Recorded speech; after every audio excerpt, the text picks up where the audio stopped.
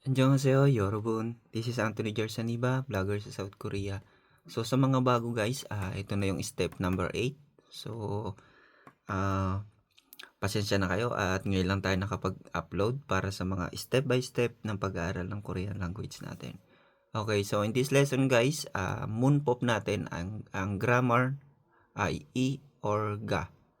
Okay, so ang grammar guys sa Korean ay moonpop. Okay, so i or ga subject marking particles. So itong i or ga, ang ibig sabihin niya ay this is used to mark the subject of a sentence. This particle help indicates what or who is performing the action or being described in the sentence. Okay? So, kinakabitan siya ng mga bagay na importante. Okay? So, dito guys, gagamitan natin gamit natin ng ibang grammar. Okay?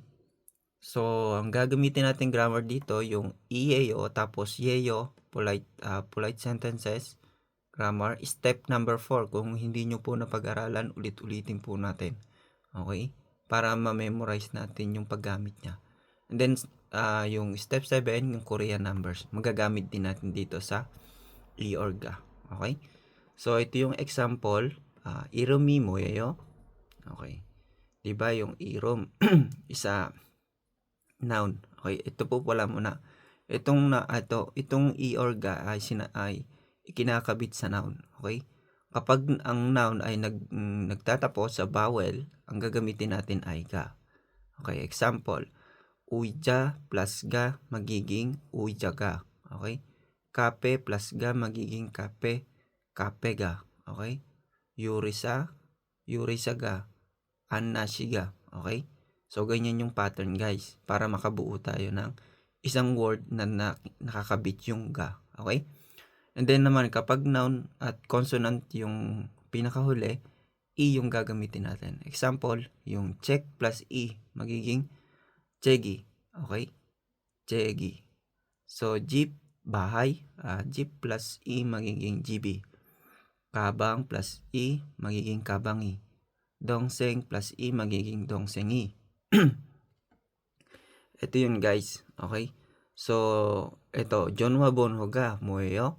Okay, so ayan, napaka-importante. Babasahin natin yan guys sa Korean. Okay, paano basahin siya? Ganito guys. Gong ilgong il-i il-sam yukchil uchil riyeyo. Uchireyo. Okay? Yan guys, napakahirap bigkasin yan kahit i-practice po ninyo. Kaya napakahalaga pa rin ng Korean numbers na makabisado natin. Okay? So, i-practice nyo guys kasi napaka-importante na to dito niyan. Lagi kayong tatanungin kung ano yung number nyo. Okay? Dito sa South Korea. Okay, so next, kapega o diyeyo. Okay. Sachung이에요. Okay. Saan daw yung kape? Yung cafe. Saan daw yon? So, nandun daw sa 4th floor. Okay? So, ito guys yung sample. Ito yung mga sample natin. At mamaya may assignment tayo. Okay? Yogi plus gyusil. Ito yung mga vocabularies. Bubuuin natin siya gamit yung ga and then yung iyeyo. Okay? Yung nga yung sinabi ko sa inyo. So, yogi. Dito, gyusil, classroom. Yogi가 교실이에요. Okay?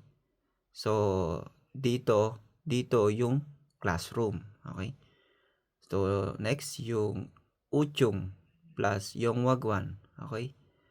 우중이 영화관이에요. Okay? So, yung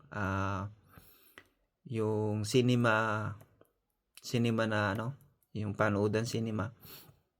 Okay, so next, Anthony Shi, 제 친구. Okay?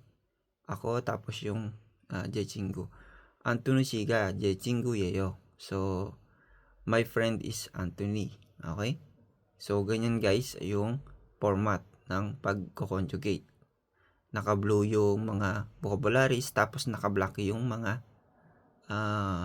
grammar natin. Okay? So, ito yung assignment ko sa inyo guys. I-send nyo po dyan sa comment section. Sikdang plus OD. Number 2, Josaran plus Junusiyong. Conjugate niya siya like this. And then number 3, 선생님 이름 mo. Okay? So hanggang diyan lang guys at salamat sa mga nanonood at nakasubscribe sa ating YouTube channel, and then marami pa po tayong pag-aaralan at marami pa tayong i-share. Okay? So hanggang diyan lang. Thank you and God bless.